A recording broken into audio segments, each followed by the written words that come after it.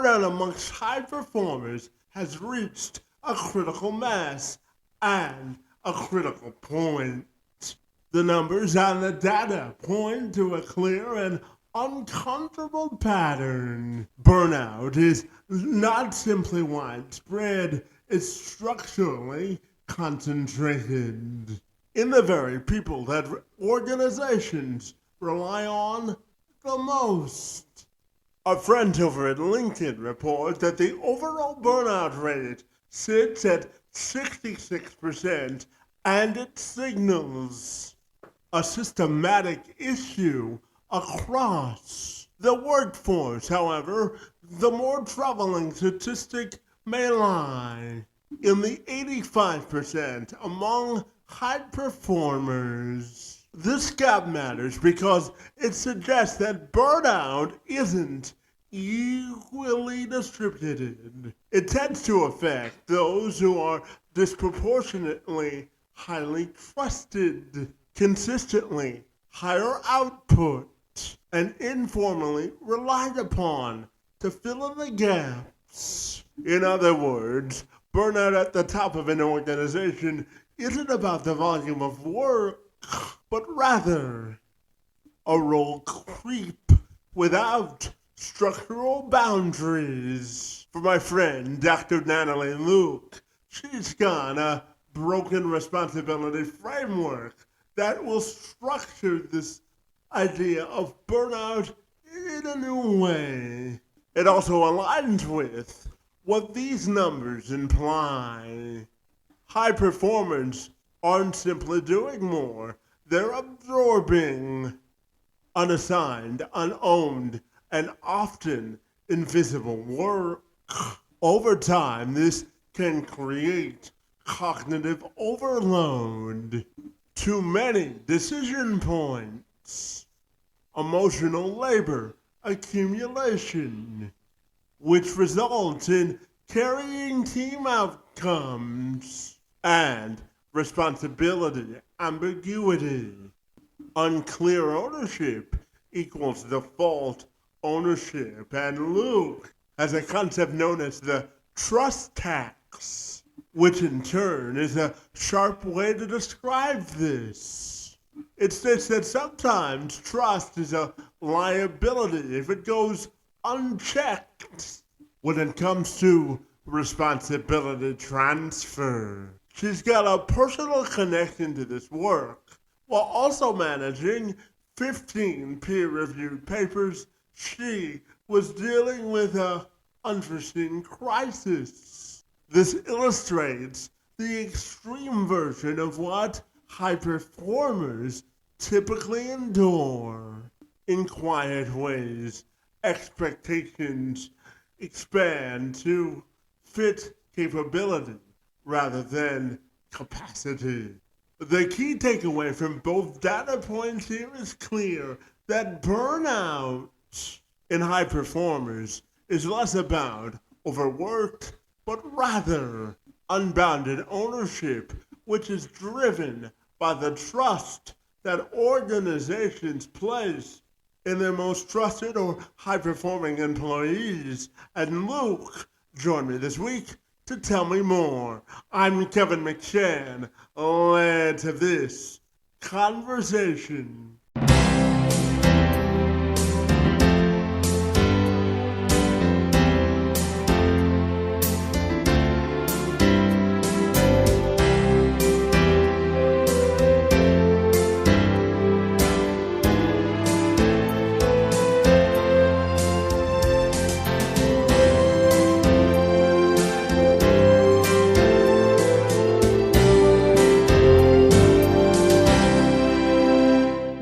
If you're ready, I'll take a moment to welcome you to the program, and I'm super excited to learn how you help professionals and organizational leaders navigate burnout. It's great to see you, my friend, and happy Friday to you. Yeah, thank you so much. Absolutely. So, Natalie, I wanted to start by asking you about your personal connection to burnout, my friend. I know when you were at the height of this, you were responsible for managing 15 peer review papers, and you were also dealing with a family emergency and crisis, my friend, which really highlighted the intersection of burnout and self-care for you. So I'm wondering if we can start our conversation by you telling me about your personal connection to burnout, my friend. Thank you. Thank you so much for having me. So, yeah, my story started in an unusual way. Working for a company, we decided that we needed to make sure that insurance payers understood the value of the product that we were delivering. And so we needed to publish 15 peer review papers. And not a lot of people go through that process, but basically it involves a thorough writing, thorough analysis by statisticians, and then a bunch of really smart people getting in a room, and all these people have different opinions that have to be managed, and usually those opinions do not align. And once you've done that, you generally will submit your paper to a journal where it gets peer reviewed by people, scientists, anonymously, who are experts in the area, and they also have their own opinions. So, generally speaking, a professor will, at their height of their career, maybe publish 2 to 3 papers a year. I was asked to publish 15. And challenging, I was up for it, super up for it. As long as I had the data and the resources, I knew I could pull it off. But then we had a house fire. I was I was working in my office. I work in my office at home, and I heard something fall in the garage, and then shh. And I stepped out of my office, and I saw fire coming out from behind the garage door, the door that goes from the house to the garage. And my husband was home at the time as well. And my husband tried to put the fire out with a fire extinguisher, and that did not work. And we went from, Natalie, go get the cats from upstairs, to, Natalie, call the fire department. At which I didn't even get up the stairs, thank God. I think I might have died if I'd done that. But I had enough time to grab my phone and encourage our dog to chase me out the door. And in that time, smoke just enveloped the whole house from the garage. My bedroom is on the opposite side of the garage. I had a retainer in a glass, and that smoke was so hot, it caused the water that my retainer was in to boil, and the retainer fell apart. That is how hot it was. The fire department got there very quickly and put it out. We had to pretty much take everything down to the studs because the smoke just engulfed everything. It was very toxic. We had to throw everything away. And when I was out of the house, it was in March in Detroit, very cold still. I had no coat, only the clothes on my back, no shoes. I had everything was gone. And the only thing I could think at that moment was, oh no, I have a report due to work in 2 hours. I'm going to be late. That is how dedicated I was to my work, to the company. And that is when I started to learn my lesson about burnout. Well, that is certainly a powerful story of both perspective and resilience, my friend. I'm glad you're doing well, and I know that your work, my friend, also operates at the intersection of clinical evidence and product strategy, and you focus on execution by driving diagnostics from concept to publication, as you were just explaining to me. And I know research and development from an IT and commercial standpoint is also important to you. So tell me about your work, my friend, and why you think it's so fabulous. Yes. So the work that I'm doing is really solving a problem, a common problem for women and also men, but mostly for women. We work in the area of urinary tract infections, and urinary tract infections substantially impacts women. The problem with it is that the test that we've been using to diagnose urinary tract infections is 7 decades old. Hmm. Our thinking about the bladder and urine in the bladder is antiquated. We feel that physicians in medical school have for a long time been told that urine is sterile. And that cannot, the whole premise of that is based on a flawed thinking. And it was basically built by the fact that early on experiments were done with, you can remember the little S tube to show whether or not bugs would grow. And there was a scientist, Louis Pasteur, who actually put urine in a flask with the S tube, and the urine didn't grow. What people forget is that he boiled the urine before he put it in the flask. So that is so frustrating. And the bottom line is that this 70-year-old test is performed in oxygen, which can only grow a small amount of or certain class of organisms. And there's other organisms that are thriving in the bladder that could possibly cause an infection that only grow in places with high dioxide and low oxygen. So when we grow bugs in the presence of oxygen, we never see it. So the product that we put out, the diagnostic test we put out, allows us to see what is there and then know how to treat properly so that there's not a recurrent infection.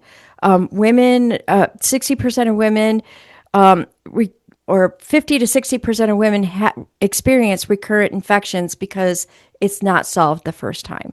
So I'm super excited to work on this because it is something that needs to be solved. People didn't feel like it was that much of a big deal. Just throw an antibiotic at it. But, too many antibiotics causes an increase in resistance, and that's not good for humanity in the long term.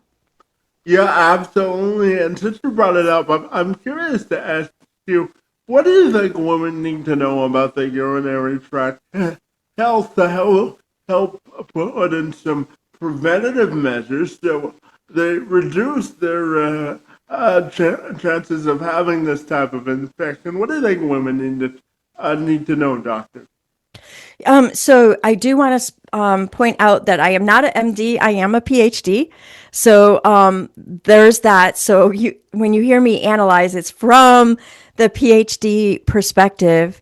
But I feel like women need to know that if they are experiencing a recurrent infection, that it's important to get to a urologist who is a specialist in in looking at the urinary tract and what they should be doing about it. From there, they can develop a good plan to figure out what's going on, why it's happening, and what to do for the future to prevent this.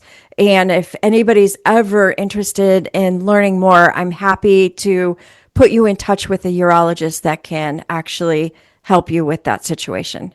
Fair enough. And I know, doctor, that you're on a mission to address the root causes of burnout and helping organizations understand where it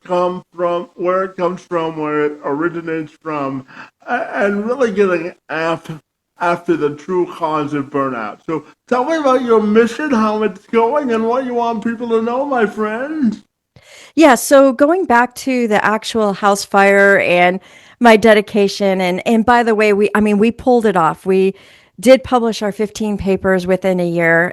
It was an amazing experience. But the thing I want organizations to know is that sometimes organizations think in terms of the short term. They feel there is no long term without the short term. So there might be an emergency for the short term that needs to be dealt with, extra projects, last minute requests, unplanned tasks. And those unplanned tasks generally will land on the most competent person. But what they need to know is that unless they understand that they're in a short term, they need to take a step back and think in terms of the long term. They need to think in terms of, hey, that person that things just landed on, they need an expanded title. They need to think about themselves, to balance the workload so that that person is not constantly leaned on. And for the person that is actually doing the work, I know for the short term, they're feeling the kudos, the thank yous, and it feels good to be needed. It feels like you belong. It feels like you matter.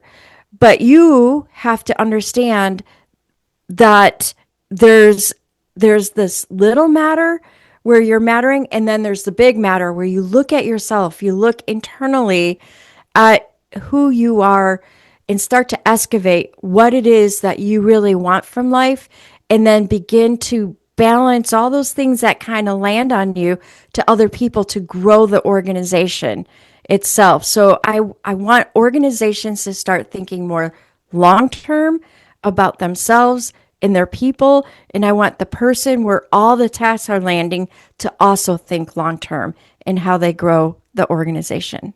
Yeah, and I'm wondering, Natalie, if you can tell me, how do you think we go about fixing what you call the broken responsibility structures within an organization that causes this, my friend? So, what's the remedy for fixing this broken responsibility structure? The first step is to recognize it. So, for me, saying, hey, we got a trust tax that's happening and understanding how that plays forward is the first thing. The second thing is then to do an audit on where things are breaking down in terms of everything landing on another person. And then from there, developing the plan to start to help make the work go further. Also, doing an audit on the people that are in the organization that might be enhancing that trust tax, and helping them to think more long term. So it's mostly first recognizing the problem, second performing the audit, and then from there developing a plan to based on what the audit's results were to actually make a plan to move forward. Yeah, absolutely. And, Natalie, I know that your mother became a physician in her early 30s during a time when women were often discouraged from pursuing such careers. But that didn't just break, she didn't rather break, didn't just break the glass ceiling, my friend.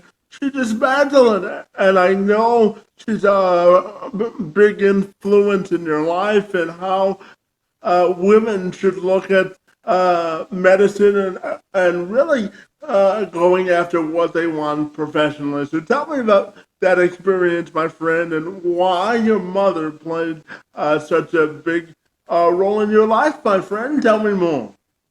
Yes. So, growing up, straight out of high school, my mom had three kids. Boom, boom, boom, boom. My brother is 9 months and 20 days younger than me. So you can imagine, and my sister is not much younger than my brother. And she was a lady that was a little bit bored at home. So my father encouraged her to go to school. She went to nursing school. She started nursing school, I think, when I was in kindergarten. And then she kept going to school because she really loved it. And her professors felt that she was very talented, especially at problem solving. And so she kept going. And one day she decided, I want to be a physician. And so she applied to medical schools, to like 16 different medical schools. And this was at a time when only 5% of the class were women. And it was also at a time when she was 31. And when she got into medical school, she was one of the oldest in the class. I think times have changed now. And I went back to look at, women that were entering medical school. Were their grades any different than men's? And they weren't. The women that made it in on the same merits as the men. It was just that they didn't think of themselves as going to medical school. And it was interesting, our family reaction. I was with my mom when she told her mom she was going to medical school. And as we were driving there, it was just me and my mom. And as we had a nice little lunch, and as we left, my mom broke the news. Hey, I'm going to medical school, and the deal is we're moving from one city to another, 2 states away. And my grandmother exploded with anger, not excitement, anger, telling her that as she gets older, her brain cells are dying. Is she crazy for doing this? And I thought to myself as a 16-year-old, man, I could use that line. But I thought better of it. In any case, she also had a similar reaction from other members of the family. And I'm so glad that I was there to witness it, because my mom was very calm with her mother at that moment. And I ended up having to wait in the car while my mom finished the conversation with her mother. And my grandmother never really, all the way through my mom's medical school, never really relented until the day my mother graduated from medical school. My grandmother attended the graduation, and you could tell she was so proud. That whole experience taught me so much about the power of dreaming, of really looking inside of yourself and thinking about what it is that you really want, even if it's super unusual, then going for it and doing it. And then, even in the face of people maybe not understanding the vision, not agreeing with the vision, not going along, but still lovingly being loving towards them, even though they didn't agree, but still moving on. And then eventually those people catch up when they see the full vision. It was such a powerful experience, and it shaped me in ways I had not even recognized in college, going for things that are really stretch goals, that sort of thing. And it wasn't until I was in my 40s that I was thinking about the power of that whole experience. And so that's when I put out my book, Unsealing Your Career at Any Age, which is a story of how my mom did that, the steps she took to do it, and how we can apply those same steps to our lives. Yeah, absolutely. And I know, Natalie, when you started your own career, you noticed and discovered something that is often overlooked, that feelings all aren't always external. Sometimes they exist within our own thinking, my friend. So tell me how your own thinking shifted when you started your own career, my friend, and why you hold this belief. What do you want me to know about this, my friend? I think that the biggest thing is that we're always evolving, always evolving. So for me, I started off after college, my career as a high school teacher. And then I discovered that I felt like I loved science so much that I should go deeper in the science. And then I applied to join a PhD program in molecular biology, cell biology, biochemistry, and biophysics at the University of Missouri in Kansas City. And it was a big stretch for me. I was the only student that had a bachelor's degree. and everybody else had masters and they came from all over the world. And then from there, I had to take a look at, okay, what do I want next? Do I want to become a professor, or do I want this other thing? I felt like I was I'm traveling down this road, and what I wanted for myself were forks in the road that I can go pivot in one direction or another direction at a because situations in life always change. And so I wanted choices for myself. And so from there, I ended up going into corporate. So what I want for women is to always, and men, always be reflective in who they are, what their core values are, and what their dreams are, and then make choices based on that. Yeah, and you also mentioned that when you were going through this journey, and for women in particular, it's important that they just don't work harder. They manage their time better, but you also think it's important to rethink their approach to leadership, distinguishing between what they really want on their own and what they're willing to absorb as habit or reward, my friend. So I'm wondering if we can talk about structures and funneling them and what you want women and organizational leaders to know, specifically about leadership, my friend, and their approach. What do you want to share there, my friend? Yeah, so I think that, well, first of all, speaking of funnels, especially women, there's a lot of invisible work that we do in the workplace, but also at home.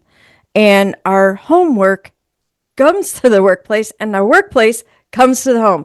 So we really have to think about the things that are funneling towards us, the invisible work that we're doing when we don't even think about it. The times when we think, oh my God, it's just easier for me to do it, I'll just do it.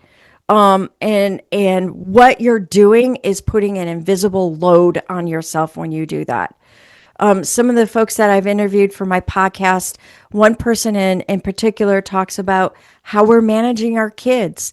And when we do things for our other kids, we're putting a load on ourselves and we're also causing our children to not learn resiliency and important skills by doing things for them. Same thing at work. When you're doing things for other people and not allowing your people to actually make mistakes and learn from those mistakes, then you are putting a load on yourself and you're causing your organization to become weaker and your people not be weaker. What I want women and men to know is that when you start to dish off some of your leadership responsibilities, you are not becoming weaker. What you're doing is you're helping grow other people and helping them become a better at what they do so that they're growing, and it gives you space also to grow. That's the big picture. Yeah, absolutely. And when we talk about burnout, Natalie, I'm curious to get your thoughts on my next two questions are statistical related. And the first of the two questions is this. According to Gallup, nearly 82% of today's modern American worker is at risk of burnout because of overloaded work. So I'm curious to get your thoughts on what you think of those findings and how you think organizational leaders need to rethink work distribution so their workforce isn't less productive and they can show up as the best versions of themselves. What are your thoughts there? Yeah, so when we talk about workload, there's the work that you have to do, but then there's the outcomes and the emotions that are associated with it. And so what is super important to understand is what is it that you're responsible for? You might be responsible for certain tasks, but often we think in terms of responsibility for the outcomes. And when we think in terms of responsibility for the outcomes, there's a certain amount of emotional energy that goes towards it, and we become controlling. This is something that I constantly talk to folks about, and it is such a huge game changer in taking the weight off. And that is when we release the control of the outcomes, we release that emotional energy. We have to know what we are truly responsible for delivering, what is in our lane to deliver, and know what we have, what we influence. What are some of the things that we can actually influence, but we don't have control over? And when we do that, we then release the emotional energy of trying to control something. That in itself takes the weight off and also seems to reduce the workload. Just Yeah, that concept. yeah, absolutely. And Natalie, our friends over at the Business Insider, they also report that one in five Americans rather, takes a lunch break away from their desk and may skip it entirely to continue working. So I'm wondering your thoughts on the importance of taking those breaks. What do you think of those statistics, my friend, and the importance of, self-reflection and personal care as a part of your workday? What are your thoughts there, my friend? Yeah. So another piece of reducing that burnout is to listen to your body. There's somewhat of a detachment that is happening when you're, again, emotionally pushing towards those outcomes that you feel driven to not listen to your body. And when you're not listening to your body, you're going to skip your lunch, you're going to skip all these things. And then eventually, what's going to happen is if you keep disrespecting your body and your boundaries like that, there's going to be a breakdown. And it'll happen as if you hit a brick wall. And so it's important to, again, take a stop, reflect. What is yours to carry? What do you influence? And what do you control? You really have to take a look at that. Yeah, and building on that answer, you say that burnout isn't just a wellness issue. It's a matter of what we talked about this morning in regards to responsibility design, and you can prove it, my friend. So how can we responsibly redesign our workday? And what do you want people to know about responsibility design and its correlation to burnout, my friend? Yes. So basically, as far as the responsibility to design and that burnout, it really comes back down to dissecting what is yours to carry entirely. And so for the individual, it's important for you to say, okay, this is mine. I release this other thing to that person. They have that control. My job is to do this. Their job is to do the other thing, and not to be passive aggressive about it. To say, hey, look, I've got this piece covered, but I know we all care about this outcome, but we're not going to get it unless you do your piece. I'm going to leave it to you. And I think that when we do those things, we make the structure so much better. And that helps us to get to the end point. And that's what helped us get the 15 papers done in that 1 year, even when my house burned down. Yeah, absolutely. And Natalie, what is your perspective on diversity, equity, and inclusion in the workforce? Because as you know, I have cerebral palsy, and I work with organizations to amplify the hiring of folks with disabilities. And I'm wondering, how do you think folks with disabilities can act as a competitive advantage to organizations to reduce burnout and increase productivity? What are your thoughts there, my friend? Well, again, once again, I love that you asked this question. When we think about diversity, we are thinking about a single, we could see a single item like a diamond, but we can look at it from different angles. And when we look at this diamond from different angles, we can see it in a different way. Up, down, all the different angles, all the different facets that are there. And when you diversify your folks, your staff, you're seeing things from so many different angles, you build a better product. I see folks say, oh, we have too many people involved in this whole decision making process. It's not good. I'll tell you what, when you have more people involved in a decision, you make better decisions because you're able to look at the facet, the diamond from different angles. Launches go better, products are made better when you do that. I've had a few folks on my podcast that Unsealing You that talk about diversity and what it does for an organization and how it makes it stronger. And the biggest takeaway they say is when you don't have diverse people, people with disabilities, looking at a project from different angles, you are basically planning to fail because you're not seeing the full picture. So you'll end up having to rebuild as a result of that. So having a diverse workforce is critical to any organization.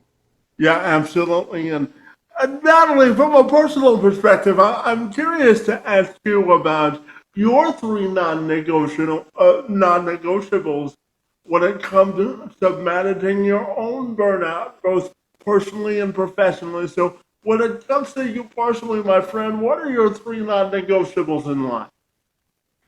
One is creativity and thought, diverse projects. So for me, if I'm not allowed to be creative, I just do not want to be there. The second is having the time to work through problems, not and if it's not even time, but the people to work through the problems. The reason why we were able to produce the 15 papers is that we did it in a short period of time, but we had the right people and the right number of people involved. And so we were able to get there. And the third is paying attention to self, my body, listening to my body. Yeah, that's always important, my friend. And I'm curious to end our conversation by asking you about empowerment in the context rather of legacy, and how you want your personal and professional legacy to be defined, and what does it mean to you to empower women to reach their fullest potential? What are your thoughts there? Um, I think, I think in terms of empowerment, my legacy, I feel like everybody has this light that is inside of them. And I want people to recognize that light and let it shine. And so what I'm trying to do with all of the trust tax, the responsibility reset, and the unsealing you is to get people to really grab on their light and let it shine. That is my goal. Produce lots of stars out there that are shining strong. Absolutely. And finally, Natalie, tell me about your podcast, how people can listen to it, and how they can connect with you personally if they're so inclined to do that, my friend. Sure. You can find me on LinkedIn, Natalie Luke, PhD, or my podcast is called Unsealing You, like the ceiling above your head, UNCEILING. And I'm on Spotify, all of the different podcasts that are out there, Apple. You can find me anywhere.